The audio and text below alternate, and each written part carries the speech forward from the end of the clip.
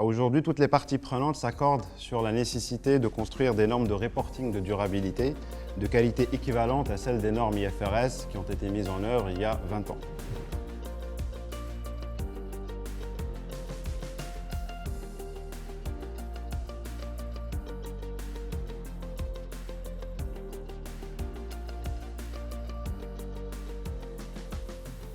Bonjour et bienvenue dans un nouvel épisode de votre série Priorité des directeurs financiers en 2022.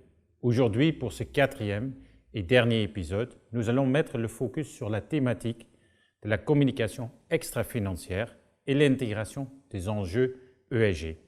Avec nous pour en discuter, Mehdi Aouni, directeur expert en reporting financier et extra-financier. Mehdi, merci de te joindre à nous. C'est avec plaisir, Tom. Mehdi, quels sont finalement les principaux enseignements de notre étude sur ce sujet? Alors, sur ce sujet-là en particulier, l'étude fait apparaître des attentes de plus en plus fortes au niveau des directions financières en termes de production et de communication d'informations extra-financières de la part des directions financières. Nous observons cela tant au niveau des grands groupes, mais aussi au niveau des entreprises de taille intermédiaire et des PME. Ces attentes proviennent principalement des investisseurs et du management et s'articulent autour de trois domaines. En premier lieu, la mesure et le pilotage de la performance en interne. En deuxième lieu, la communication externe. Et en troisième lieu, le reporting réglementaire, notamment avec la mise en œuvre du règlement taxonomie verte en Europe, sur lequel on reviendra un peu plus en détail. D'ailleurs, l'étude a révélé des chiffres clés qui sont assez parlants et qui confirment l'impact grandissant des enjeux ESG au niveau des directions financières. J'en ai deux.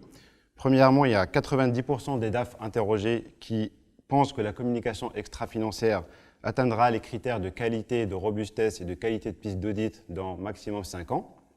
Et également, 60% des directions financières des grands groupes ont initié un projet dédié à la mise en œuvre des règlements de taxonomie verte, qui, comme vous le savez, se met en place progressivement depuis 2-3 années.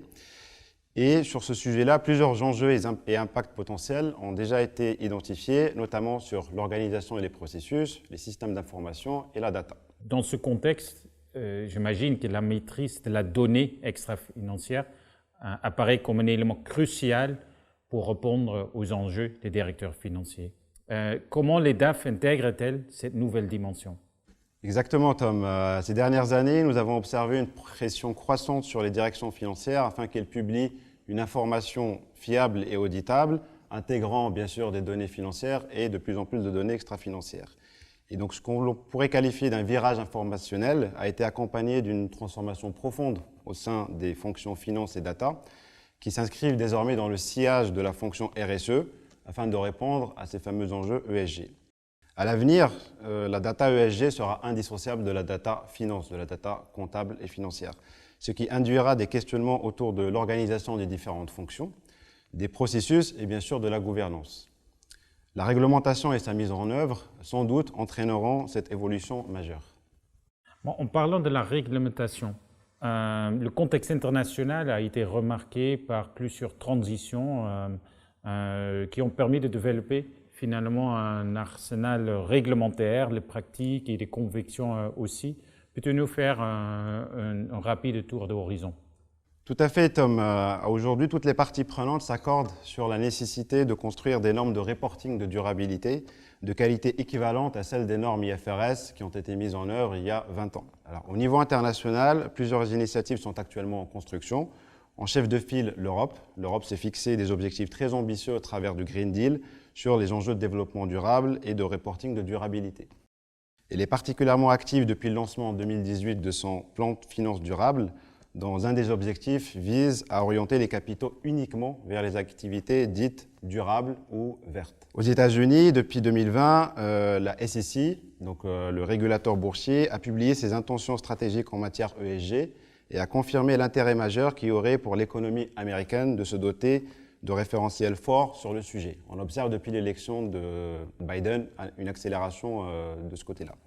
En Asie également, il existe des mouvements similaires, mais un peu moins avancés, notamment en Chine et à Singapour. Et pour le contexte national? Sur le contexte national, le Maroc a également emprunté un tournant vers une économie verte et inclusive, comme indiqué par sa stratégie nationale pour le développement durable. En ce sens, la loi 1795 relative aux sociétés anonymes ainsi que l'entrée en vigueur de la circulaire AMMC de juin 2019 relative aux opérations et informations financières marquent une phase significative où le régulateur impose la publication des rapports ESG aux entreprises marocaines cotées et ou faisant appel public à l'épargne. Merci Mehdi, merci pour ces éclairages qui montrent la portée qui commence à occuper les facteurs ESG dans la communication financière. Donc notre série Priorité des directeurs financiers 2022 touche à sa fin. Durant 4 épisodes, nous avons mis la lumière sur les grands défis auxquels font face les directions administratives et financières en 2022, en prenant en compte les spécificités du marché marocain. Nous vous remercions de nous avoir suivis tout au long de cette série d'échanges avec nos experts. Pour prolonger le débat, nous vous invitons à interagir avec nous sur notre page LinkedIn PwC au Maroc et vous donnons rendez-vous l'année prochaine à la sortie de l'11e édition consacrée aux enjeux majeurs des directeurs financiers en 2023. Merci.